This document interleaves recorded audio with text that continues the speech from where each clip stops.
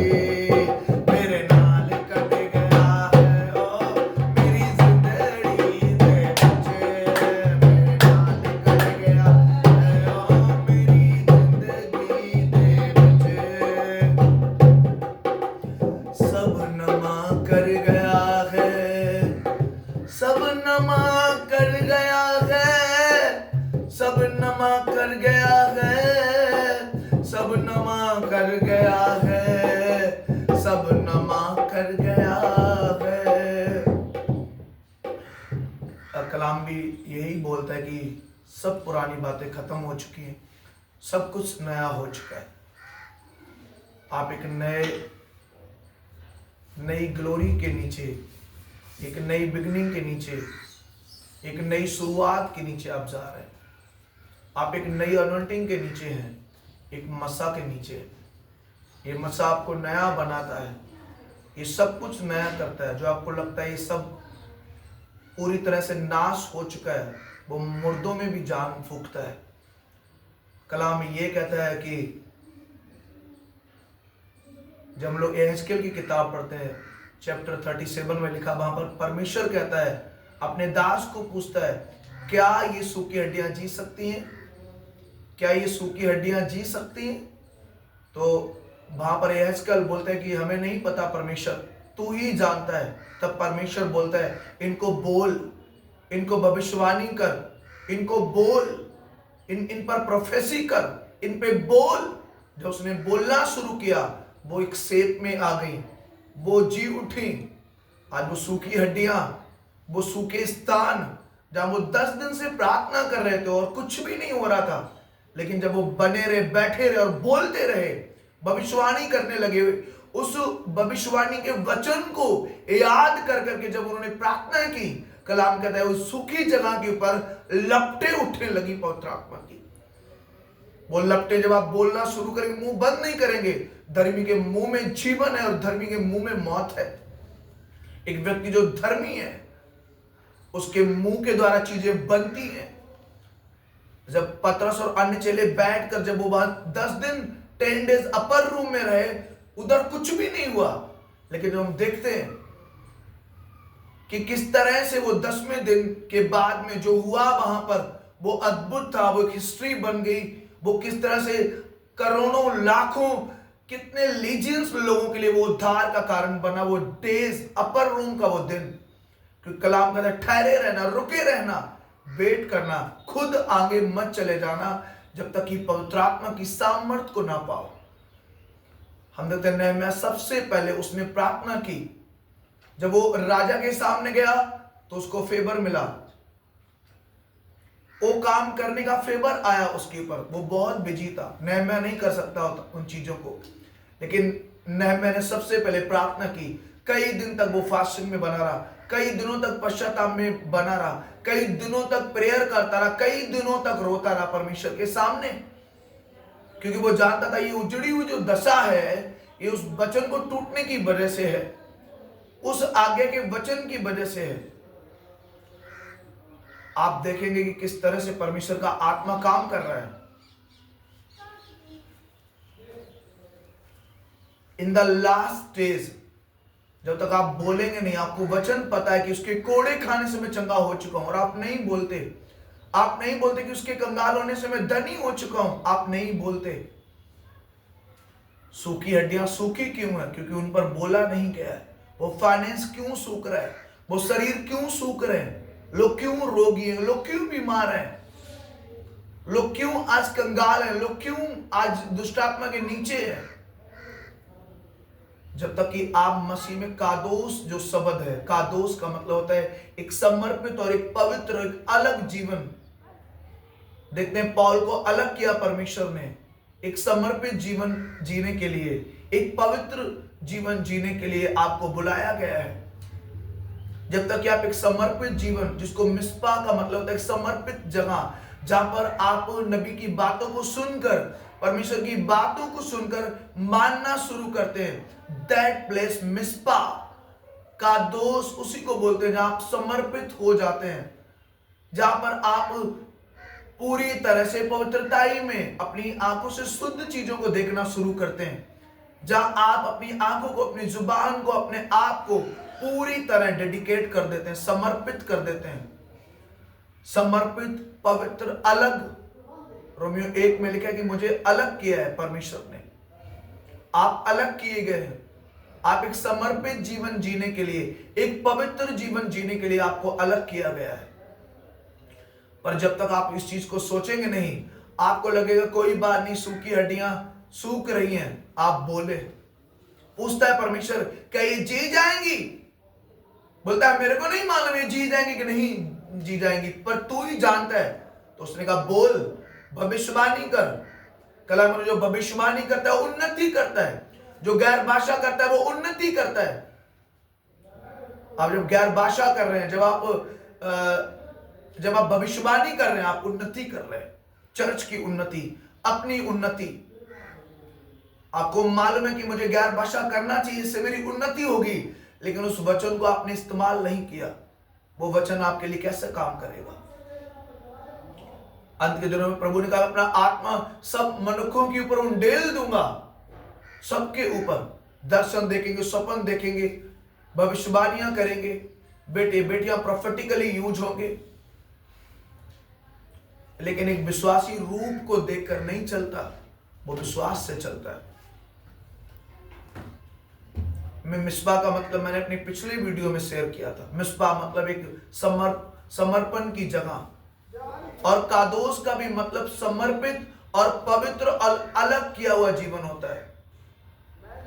लेकिन जब तक आप अलग नहीं होंगे, जब तक आप समर्पित नहीं होंगे, जब तक आप पवित्र नहीं होंगे, वो कादोस जो शब्द है आप उसे अलग रह जाएंगे। हालेलुया। आप देखेंगे अंत के दिनों में प्रभु ने कहा मैं अपना आत्मा सबके ऊपर, सब मनुष्यों के ऊपर, सब आदमियों के ऊपर मैं अपना आत्मा उंडेलूंगा। जो ये उंडेलने का काम है ये परमेश्वर करेगा। अंत के दिनों में उसने कहा मैं करूंगा, मैं अपने आत्मा को उंडेलूंगा। किन के ऊपर? या जानवरों के ऊपर, आपके ऊपर। वो जो प्रतिज्ञा का वचन था, वो पतरस ने जब बोला कि परमेश्वर आपने लिखा है, अपने वचन में आप बोल चुके हैं, आप भरे हमें। और हम देखते हैं किस तरह से वो जुम्बस हुई आत्मा की वहां पर।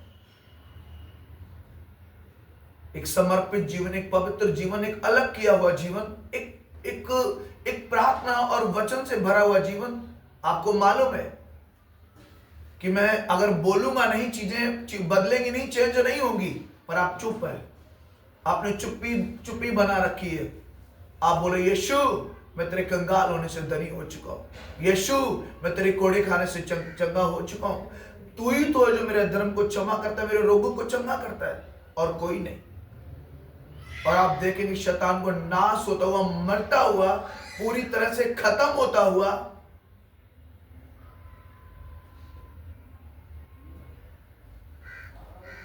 We are in living last days. ये अंतिम समय का अंतिम पड़ाव में है हम, जहां पर बाइबल के अनुसार प्रभु यीशु मसीह का आगमन बहुत नजदीक है। वो आने वाला है अपने वचन के हिसाब से। पर अगर आप तैयार नहीं रहे, आपने अपने आप को सिंगारा नहीं, सही से संभाला नहीं, वचन से अपना कंप्लीट सिंगार नहीं किया, आपने बपतिस्मा नहीं लिया, आपको वचन मालूम था कि जब आप बपतिस्मा लेते हो तो आप वाचक की जगह में चले जाते हैं, आप पूरी तरह प्रतिज्ञा से जुड़ जाते हैं, पर आप नहीं जुड़े। आप नहीं निकले अब्राहम की तरह सिद्ध होने के लिए, नहीं निकले। आप नहीं निकले अब्राहम की तरह समर्पित और एक अलग किए गए जीवन को जो परमेश्वर चाहते हैं। आप नहीं निकले। जब आप नहीं निकले तो वो सिद्धता कैसे, आप सिद्धता के लिए निकले नहीं तो कैसे एक बड़ी ब्लेसिंग, एक बड़ा नाम जो परमेश्वर आपको देना चाहता है, वो कैसे दे पाएगा आपको?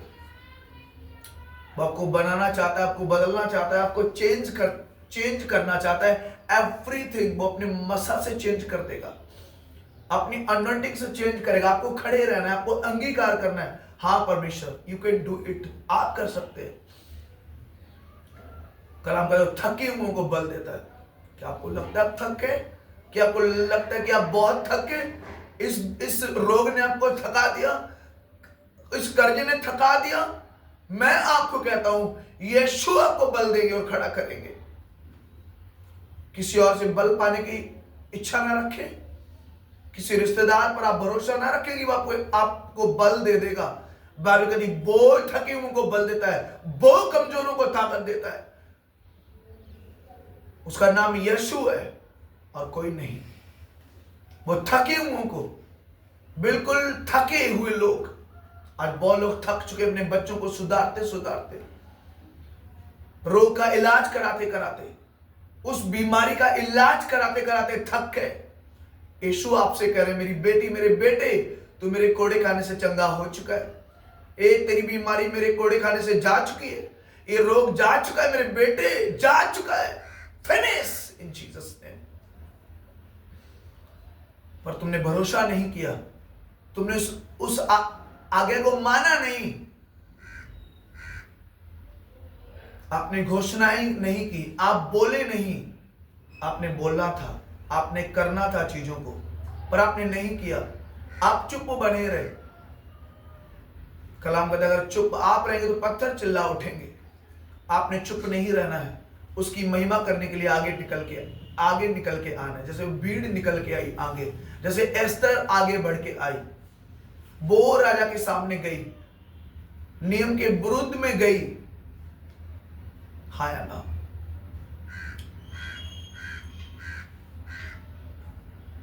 वो जो जा रहे थे इजरायली, वो कंप्लीट पहुंच नहीं पाए। ना पहुंचने का कारण ये नहीं था कि परमेश्वर कमजोर था, वो लेके नहीं जा पाया। जब वो बुड़बुड़ाया, जब उन्होंने बलबा किया, जब वो उसके खिलाफ वो चले गए, जब नबी के खिलाफ, दास के खिलाफ गए, उनके पर कर्स आया, श्राप आया। क्योंकि अब्राहम को प्रभु ने कहा अगर तुम मेरे नबी को ब्लेस नहीं करोगे तो तुम पर ब्लेसिंग नहीं आएंगी। तुम उसे आशीषित नहीं करोगे तो आशीषें तुम्हारे ऊपर नहीं आएंगी। वो पूरे जंगल में मूसा को कर्स करते रहे, उसे दोषी बनाते रहे पूरे जंगल में। और मूसे बोलते रहे हम मर जाएंगे, हम मर जाएंगे, हम मर जाएंगे, और वो मर ही गए। छोटे दुश्मनों से हार गए। जहां परमेश्वर उन्हें अनाक वंशियों के सामने ले जाकर जिताने वाला था और उस देश के ऊपर उनका कब्जा, वो उसी जनरेशन में वो कब्जा कर लेते, लेकिन वो बहुत दूर हो गए, उस चीज से पास जाकर दूर हो गए। आप अपनी ब्लेसिंग के, अपने छुटकारे के सबसे करीब होते हैं, शैतान उद्यम मचाता है, तरह तरह के संदेह आपके अंदर लेकर आता है, तरह तरह की बातें लोग करते हैं। आपके बच्चे क्यों नहीं हो रहे, ये क्यों नहीं हो रहा, इतना डिले क्यों है, नौकरी क्यों नहीं लग रही, आप चंगे क्यों नहीं हो रहे, वो बीमारी क्यों नहीं जा रही। बहुत लोग सवाल करते हुए जंगल में, कई कुछ अविश्वासी जो थे उन लोगों ने उन्हें बहकाया, किम क्यों नहीं पहुंचे अभी तक, मूसा कहां है कनान। और जब वो वहां से लौट के आए 12 भेदिए जाकर, तो 10 भेदियों ने गलत बोला, हमारे पास ताकत नहीं है, हम कमजोर हैं। कमजोर बोलकर अपने आप को कमजोर कर लिया, अपने परमेश्वर को भी कमजोर बना दिया, जबकि आपका परमेश्वर कमजोर नहीं है। वहां पर 2 बंदे यहोशू कालेब बोल रहे हैं हाँ हमें ताकत है, हम अभी उन्हें रोटी की तरह खा जाएंगे। आप खा जाएंगे उन बीमारी को, दुष्ट आत्मा को। आप में ताकत है, आप में सामर्थ्य है, आप कमजोर नहीं है, आप कमजोर कहीं से भी नहीं है, आप सब कुछ करने की ताकत रखते हैं। God bless you. मुझे विश्वास है कि आप एक समर्पित जीवन जिएंगे, आप एक पवित्र जीवन जिएंगे, आप एक अलग जीवन जिएंगे। आप मिस्पा में चले जाएंगे और अपने आप को पूरी तरह से समर्पित कर देंगे। मिस्पा वो जगह है, कादोस वो जगह जहां पर आप अपने आप को पूरी तरह से, यरीहो वो जगह थी जो श्रापित थी और बाकी चीजों को रखने के लिए मना किया था परमेश्वर ने अकान को, लेकिन उसने उन चीजों को रखा। क्या आपके घरों में कुछ ऐसी चीजें तो नहीं है जो श्रापित है, जो कर्ज से भरी हुई हैं? अगर वो है तो आपके लिए अच्छा नहीं है। आप पूरी तरह से क्लीन कर दें, अपने घर को पूरी तरह से साफ कर दें। साउल को कहा था कि पूरी दुश्मनों को मार देना, तो वो वहां के जानवरों को ले आया, श्रापित चीजों को घर में ले आया, और वहां पर नाराज हुआ परमेश्वर। झूठ भी बोला नबी से, नहीं कुछ भी तो नहीं है, वो मैं चढ़ाने के लिए लाया हूं परमेश्वर के सामने। तब वहां पर शमूएल बोलता है क्या परमेश्वर बलिदान से प्रसन्न होता है इस बात से नहीं होता प्रसन्न कि तुम उसकी बात को मानते, कंप्लीट उसकी आज्ञा को फॉलो करते। क्या तुम्हारे पास जानवर नहीं थे जो तुम उसको चढ़ा देते? तुम वहां से जानवर लेकर आए, इसलिए नाराज नहीं हुआ परमेश्वर की वो बलिदान वहां से, क्योंकि उसको मान दे फ्री में मिल गया, इसको चढ़ा देंगे परमेश्वर को। लेकिन जो उनके पास जो जानवर हमारे बच जाएंगे, इस पैसे से हम प्रसन्न कर देंगे परमेश्वर को, जो फोकट में मिल गया हमें। लूट का पैसा, उससे प्रसन्न करेंगे, मेहनत के पैसे से नहीं प्रसन्न करेंगे। God bless you. खुद आपको बहुत आशीष दे। मुझे विश्वास है कि परमेश्वर आपको नहीं छोड़ेंगे। अपने हाथों को उठाओ, मैं आपके लिए प्रेयर करता हूँ। पवित्र आत्मा, हर एक के ऊपर तेरा अनुग्रह आए, हर एक के ऊपर तेरी ग्रेस आए, हर एक के ऊपर तेरी सामर्थ्य आए, हर एक को तेरा आत्मा छुए, हर एक के ऊपर वो समर्पित पवित्र अलग जीवन जीने की ग्रेस आए। आज से कादोस वाला जीवन, मिस्पा का जीवन उस जगह पे ये आ जाए। कमांड इन जीसस नेम, आप शांति को पाए, छुटकारे को पाए, इस वचन के द्वारा आप आजादी को पाए, इन जीसस माइटी नेम, आमीन। God bless you.